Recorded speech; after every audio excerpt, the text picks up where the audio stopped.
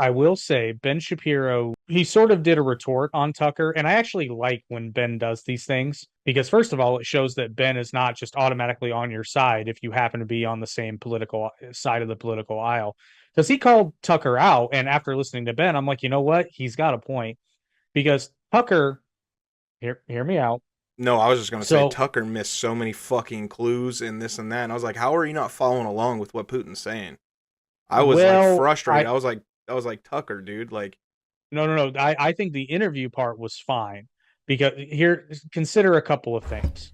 First of all, you're in a room with the man who is, well, most recently, he's known for, how shall we say, getting his murder on covertly.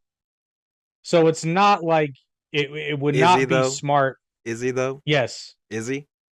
yes. From who? That, Who tells us? what do you mean?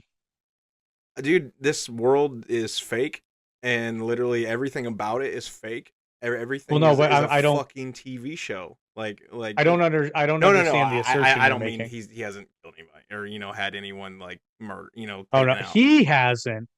Yeah, well, I mean, he's KGB, so he's taken people out before. So Well, no, they literally just his number one political rival was just found dead after knowingly being poisoned by a former Soviet, well, not a former, but a military grade Soviet nerve agent yeah, and prior. whoa, hold on, like let me break out the tinfoil cap.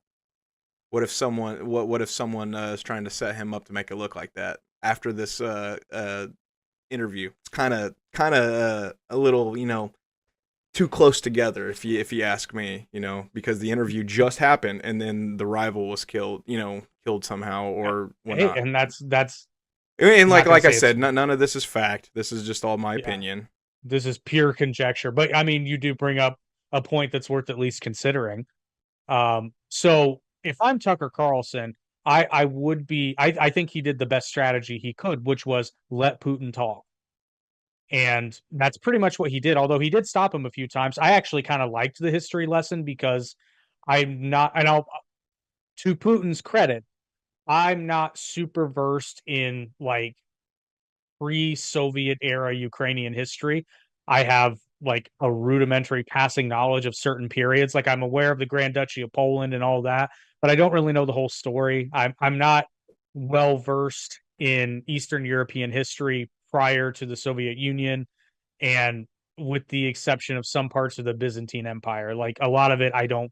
And like I know about the Kievan Rus and the founding of Russia, but even that's a real complicated. But anyway, goes through all that. So actually, that part of the interview was fascinating. Now I have to take it with a bit of a grain of salt because he's obviously telling it from a very pro-Russian stance. But what I did recognize in terms of the history checks out. Like he did talk about the annexation of the area that would become Ukraine, or I shouldn't say the annexation, the integration of the area that would become modern day Ukraine as part of the Grand Duchy of Poland and all the wars and conflicts and deals that went.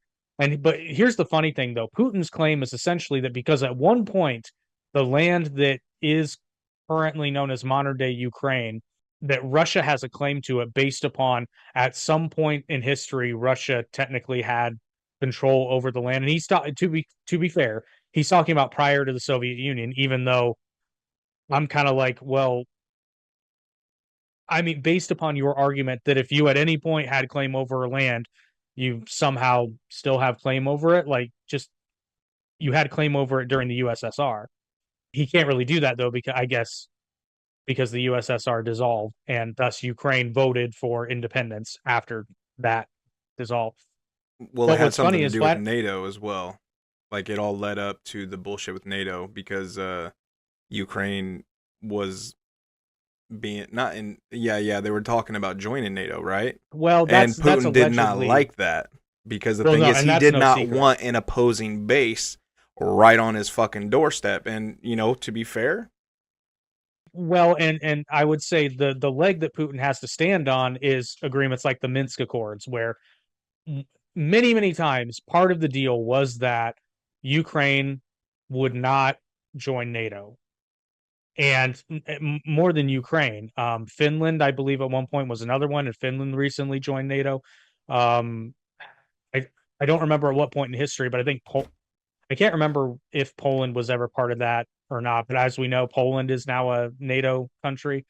Um, and this goes back to, which, shout out to an internet friend of mine, Mr. Mark Explains History, his YouTube channel, relatively new, but he's a history teacher who I know he lives in Eastern Europe.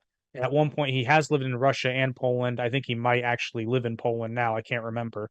But he's doing a video series all about the Cold War. And today he just uploaded a video about the dropping of the Iron Curtain. And it's what we're talking about right now is a lot of the Soviet policy after the Nazis were defeated, their policy of having buffer states between Russia and the West goes back in Russian history many, because Russia has been invaded several times by an invading force, and it rarely goes well for them, at least initially. Like obviously in World War II, you have Operation Barbarossa, where the Germans invaded. They didn't stop them at all until Stalingrad. That's an issue, but at the same time, like, I mean, think about it in terms of exactly what I was talking about. He doesn't want someone on their doorstep with nuclear power. Oh, I get it. They technically didn't want people on their doorstep to begin with, but once you add nuclear weapons into that mix, yeah. But then fucker goes off and starts talking about putting nuclear weapons in space. So, which, I mean, I guess if you're overly cynical, you might say like, well, what choice does he have?